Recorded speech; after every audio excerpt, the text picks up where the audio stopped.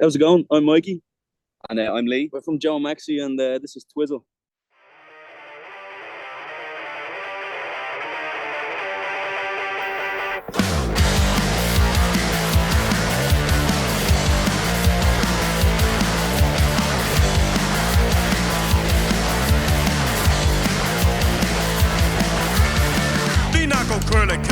We could have fought it all until we fell asleep. Yeah, in the bathroom stall. Yeah, in the bathroom stall.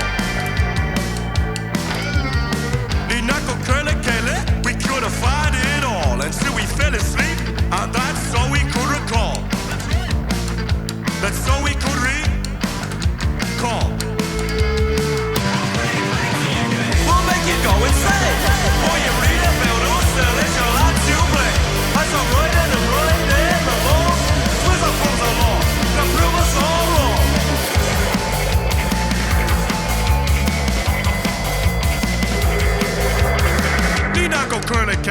We could have fought it all until we fell asleep, and that's all we could recall.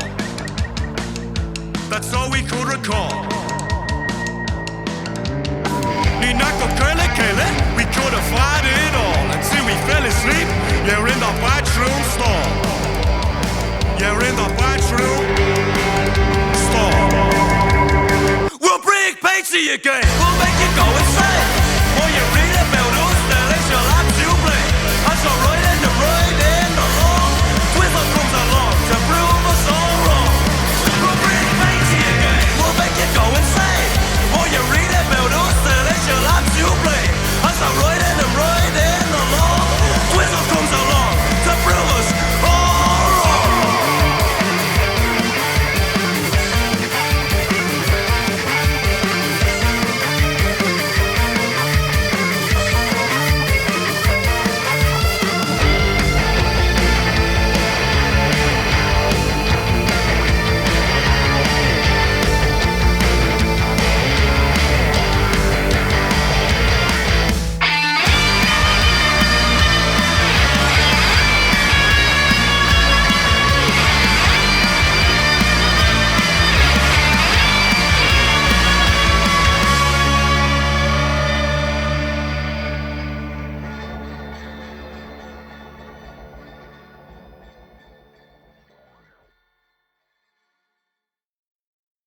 Lads, I love that There we song. go. I have to say, Twizzle. It reminds me kind of Oh, thank you. kind of sort of has Pixies, a yeah, there you feel go, to it yeah. or something, you know. But Yeah.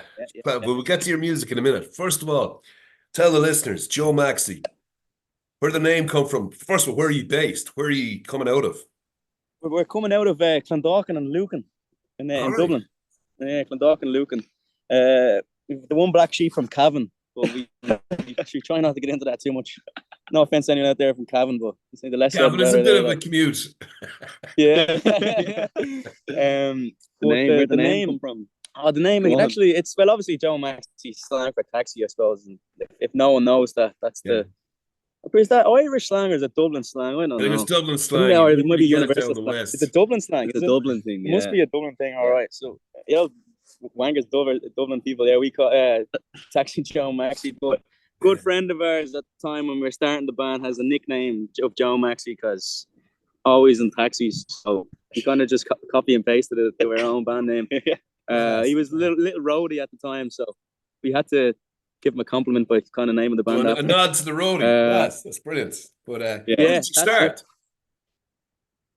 Where did we start? When? When long we you going, started, so it would have been the 1st of June of 2022 was the day we recorded singles. So that would have been where it all kind of kicked off. Yeah. And then first gig would have been September 2022. Yeah, so about 2 years. Yeah, 2 years. Really, It's coming up to 2 years this stage. Yeah. Class. Because the first time I came across you was at the first Arcadian nights, and you had one hell of a. Oh, cool. yeah. Like you kind of, you blew people's minds that day. Like it was really intense. But you had and then this year, I was thinking to myself, Jesus, how are they going to equal that? Like, but you did, you surpassed it. Like, fair play to you. Like, anybody listening, like, if you get a chance to see Joe Maxi, it's a band you have to go and get to see. Like, intensity is not the word. Thank you very much. It's brilliant. Like, but cheers. Yeah. So we know what the crack is here, kind of Clondalkin and Lucan out the west side of Dublin. And This is influences. What got you started, or what got you kind of driven towards creating a band in the first place? I think, like, first of all, with me, like, picking up guitar, would have been Pixies. So thanks for that commentary on the single with the influence from Pixies. That would have been Black Francis and stuff, and kind of that would have been the first couple of songs that I learned. So that was one of the first time where I was like, right, we'll give it a go ourselves. I think you Lee, you're a Pixies fan as well. I'm a Pixies fan, but starting playing guitar and writing music, it was all the obvious kind of classic rock, like Led Zeppelin, Jimi Hendrix, and crack like that. But then it got into like prog and psych punk and that sort of thing, and that's you can hear it. You can hear it. Like you've got a unique enough, you've got a unique enough sound, like, you know. Because I was listening to, you'd sent me the game, and it isn't released yet, but it's going to be released soon, I believe. And it was parts of that reminded me of Black Flag, of all things, like 1980s kind of stuff, you know. Oh, really? Yeah, I can see that. Just the way it kind of turns from the melody into the kind of intensity, and, you know, the vocals at that point. I was like, that's pretty. Black Flag makes a lot of sense, because like, starting the band, we were listening to a lot of Minor Threat. I was listening to a lot of Black Flag, 80s punk kind of thing. Yeah. So that was the kind of what we were both listening to at the start of the band. That's still kind of bleeding through a little bit. Class. Have you seen the Pixies then? Either of you? I've seen them. I've seen Pixies. Yeah, I've seen them in the Ivy Gardens. All right, Jay. I saw them. I would love it. I would love to see them in the. Sorry, go on, yeah. I seen them in the Phoenix Park years and years ago, where Chili Peppers were headlining, and they absolutely blew Chili Peppers off stage. Like, it was people were. Yeah, I'd imagine. Yeah, people were leaving the Chili Peppers gig, like, you know, they were just like But it was something else. Like, at the time, there was human pyramids about 4 stories, 4 people high. You know what I mean? In the park, it was some buzz for the Pixies. Like, it was good crack. The Pixies are great. Yeah. This guy got me into the Pixies. I was unaware from Mikey told me about the Pixies, but it's fucking fantastic. Yeah, because they were massive. They were massive in the early 90s. Like, you could hear them. But that was the. And I suppose along came Smells Like Teen Spirit, which even Cobain said, for all purposes, was a Pixie song. Like, it was written in the same kind of that's it. Way. You kind of do differently. You're not as, like, whereas Nirvana would have almost copy and pasted the formula. You don't. You have, like, that song. Like, has its unique flavor. You don't go into, like, kind of verse chorus and clean distorted. You have a melodic thing. And then you go into an intensity, which is, I think, more interesting. But anyway. Yeah. Right. But tell us about what you're doing. So, have you got anything released, or are you going to release stuff soon, or what's the crack? We're set to release stuff soon. The game is one of the singles off of it's going to be titled EP be titled the game as well. Right. So we're going to release a single off that. All right. So that'll be coming out in August. Date to be confirmed. Yeah. And then the EP then I think will be. Sorry if you can hear that. There's a fucking train going past. You can't hear us. We'll give that a second. Just one second. In a second. Here we go. Right, now let's try that one again. Sorry about that. But we've so the game is coming out. That's our EP. It's a 4-song EP. Yeah. That'll be coming out in September. Right. And then we'll release the game as a single as well. Date to be confirmed. I think one of the last weeks in August. Right. Yeah. So yeah, that's our next release. Yeah. How did you find it? How did you record it? Did you do it yourselves? Go into a studio, or what's the crack? The recording process, it was done by a fella, Joe McQuirk. He was his previous bass player of the band, so we kind of knows what sound we're going for, and he knows the songs. So we done it with him in Sonic Studios in Stony Bar. But yeah, what did you think of recording experience? It was great. We done it live for the most part. 2 of the songs were done live. 2 of them will be done kind of, overdubs and piece by piece. But it was great. It's a lot of the songs that people who have seen us a few times will know that, that aren't out yet. So it's going to be fun to kind of get them out, finally get them out. We've only had the 3 songs out for 2 years. You have a bit of a following, because you brought a few people with you to the festivals, like, that obviously are kind of following your music as well. So you're doing well that way as a band. And gigs then, like, I think getting followers. Getting followers that are that kind of that know the sound, that they know the live sound. Trying to replicate that in recording was the biggest thing with this EP. Yeah. Because the other songs we sent you on, like say our first singles, Bo Diddley and Sensuality, more kind of stripped back, kind of more reverby indie kind of sound, where we kind of wanted to replicate the more live sound. Well, that's the struggle. Like, I've had many bands on the show, and that is the struggle. Like, and it's the kind of it's the conflict you have, like, especially nowadays, because you can do so much in production. Like, what and like, well, like now that's the thing. It's the same yeah, story. Yeah.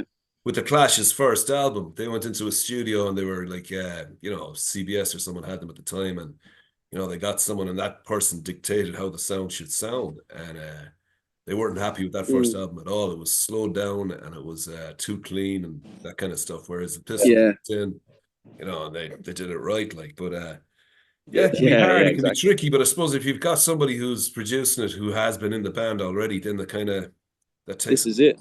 Yeah, you've got the sound. Like, you get a taste for it, all right. And he takes on feedback very well, and he's got a good ear. You know, when us musicians are kind of explaining things where you know. No, it can be a war. Like, you know, like, we're living in a time where a lot of producers want to kind of write the song themselves and even take some royalties afterwards.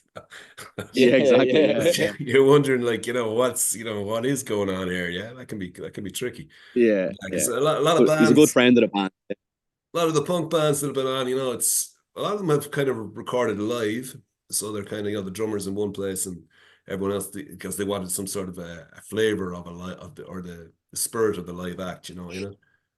Like myself, I clicks and sent it over to New York and Chicago because I'm in a band with two other lads over there.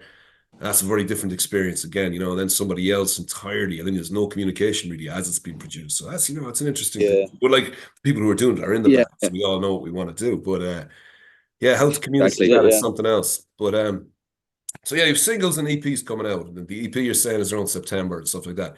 Gigs, where are people going to see you play in the meantime? See us play. Our next gig, we're playing up in the Spirit Store, Dundalk, Saturday week, June 29th. Right. That's opening for a band, Imbo. Imbo, a local Dundalk band. Really interesting band. Like, they're kind of falling into that kind of noise rock kind of category, sort of even shoegazy. So it's like kind of like, you know, that band Just Mustard. They're also from Dundalk. Yeah. So kind of that, all into that kind of sound. Yeah. Which, although we're punk elements to our sound, we still kind of work with them because we've kind of there's an overlap. In ways, but there is a cool venue to play as well. Spirit Store is bigger stage, bigger kind of room. So you go test for us, all right, And you're playing a festival. You're on the Social Unrest Festival as well. That's right. That's the next one. Yeah, that's right. We're playing that we're on the Saturday, August 10th, and it's in the Grand Social. Yeah. So that would be good. That would be a few matter sounding bands, like the punk side of us can come out there, maybe safe space, jump around and, you know, that kind of way. Well, I think the scenes are coming. Like, I think it's one of the best times for Irish music that I've witnessed. Like, I remember the 90s, like, punk was banned from everywhere. There might have been 2 pubs in the whole country actually playing. Wow. Jesus. They were tiny, you know, and they weren't, you know, you never got any of the larger bands. I remember one time, Steve Ignorant from Crass came over, and he was in a band called Schwarzenegger at the time was his band, and they played Fibber McGee's, but Fibbers wouldn't let punks in. I arrived up to the door with a few friends. They had green and red hair. The spikes were a bit longer. I was told, no, you're not getting in. Why? Because you have a punk hairstyle. I'm like, but it's a punk gig. Last time, you know, it was, that was the mentality. But I suppose, you know, you're talking about a time where Ireland was basically at the end of its theocracy, you know? Quite conservative attitudes. And you didn't have an internet. You didn't have social media. And you didn't have that easy communication. Everything was done. Kind of network. He's kind of naturally send it off in the post and cover the stamp. Started recently, take for granted. Yeah, it was a different time. Like, you had to cover the stamp with Pritt sticks. The guy would send it back to you so you could use it again, and then it would arrive back. I'm saying this because I was underage, so there's no criminal thing. I remember getting a few letters from on post telling me, we know what you're up to, and if we catch you. But that's how we did it, you know, or you'd be on a payphone, like, you know, that's it. Exist anymore, you know. But so everything was slower and smaller, I think. And I've never seen as many bands as they're out right now, and it's powerful, it's intense, and there's a competitiveness between the bands, I suppose, because you've got a bit of, you know, you've got so many, you have a finite number of gigs and you've got an awful lot of bands, but at the same time, I love the spirit of cooperation. A lot of them, that everybody's lifting everybody up. That's how you create a scene. That's what it impresses people. You know, it kind of at Arcadian nights and all that went on. Like, you know, it's great to see so many bands coming together. Yeah. It's no competitive attitude really there. Like, it's more like a community, really. You know, the scene. It's a great time to be in a band. I think. So, I mean, it's a great time to go to live gigs. And there's so much happening. Yeah, there is. It's good crack. Yeah, it's all good fun. Yeah, it's brilliant. It's brilliant. So, was there anything else actually? We'll have you on. They'd be the main 2 dates we have. Like, I think we're playing the Harbour Bar on the 4th of July, and then we're playing McHugh's Strahd on the 5th. They're the other times you can find us. Have you ever tried out the west of Ireland? Seeing as like this radio show is West. We've a plan. We plan to do an Irish tour as well, and we're just kind of deciding what month it will be. But I'd like to say, I'd like to go to Sligo, play a few gigs in Sligo. All right, then there's obviously a few bands in Galway. Like there's a band Bees and Sawdust. You'd probably like to do a few gigs with them. They're kind of more like post-hardcore kind of band. We definitely plans to tour it, all right. And go around. We were in Limerick there last Saturday playing a Midwest Punk Fest, it was called. Oh yeah. That was great. A few great bands like the Skunts were playing and Acadian Shadows. Obviously, I was 50 Foot Woman, I suppose, the hometown band. When in Rome, you know, that kind of they're great as well. Yeah, no, that was another good festival, all right. Yeah. There's been quite a few this year. I'm like, that's what I mean. I'm kind of shocked in a way. Like, you know, there's been 6 or 7 kind of punk festivals, which is kind of If I said that to somebody back in the mid '90s, you'd be like, Only you're taking it for granted, I think, because as you said, like there, your stories there in the '90s, whatever. Like, you can go anywhere and play any type of music, and you know, that kind of way. Like you might get a few looks now playing certain songs, but that's as far as it'll go. Like, so, it's good. All right, it's good to see. Should we have the song "We Don't Fucking Care"? So. That's brilliant. That's the odd time you get the funny looks down the west with them kind of lyrics, but I suppose it's not. Hasn't really sunk in. Playing last Saturday. It's a very mixed crowd always in the rural gigs. Yeah. There's someone there. She must have been in her 60s, and a couple, like, you know, they kind of walked into the gig was in the smoking area of the bar, like large kind of roofed section. And they started kind of, you know, nodding their heads, getting into the music. I don't know. It must have been one of the kind of more rock and rolly ones who were playing. But I could see her husband looking at her like, you know, what are you getting into this stuff for? Look at the fucking state of the cunt. He's got fucking green hair, like. But that your performance, I suppose, like, you know, something should be said about that, like, because like the first time you were jumping over the barriers, we'll say, and running around the crowd, you did the same this year again. Like, you're fairly intense, and you get into the crowd and you feed off them a lot, like, which is fantastic. Yeah. And I think for me, like, I think for Mikey as well, it's just about having as much fucking fun as possible. It's always about fun. It's cliche. It's just about fun. Crack as well. Yeah. Fun with the band, between ourselves, and then with the crowd as well. You know, it's just such a buzz. Yeah. You know what I mean? But it translates across, like, because by, you know, being free yourself and being free to do what, you know, break any kind of conventions, you're allowing people to do that. Encouraging them to. So, like, you know, it's part of what you are, like, you know, which is, you know, pretty cool. All right, lads. It's been great to have you on the show. Thanks a million for chatting. Hope to have you back when you're releasing that EP or something. We'll give it a shout and all that kind of stuff. Definitely, we'd love to be back. Yeah. Best of luck, and looking forward to sharing the stage with you again sometime. And that'd be amazing. Sort you out a few gigs down here when you're doing that Irish tour. All right, that'd be brilliant. 100%. We'll give you a shout, Noel. Yeah, that's brilliant. Thanks a million. And Kaos. Deadbeat's journey through the underground. Interviews, music, punk, community. Attitude. Sunday nights, 10 p.m. to 12. CRCfm 102.9.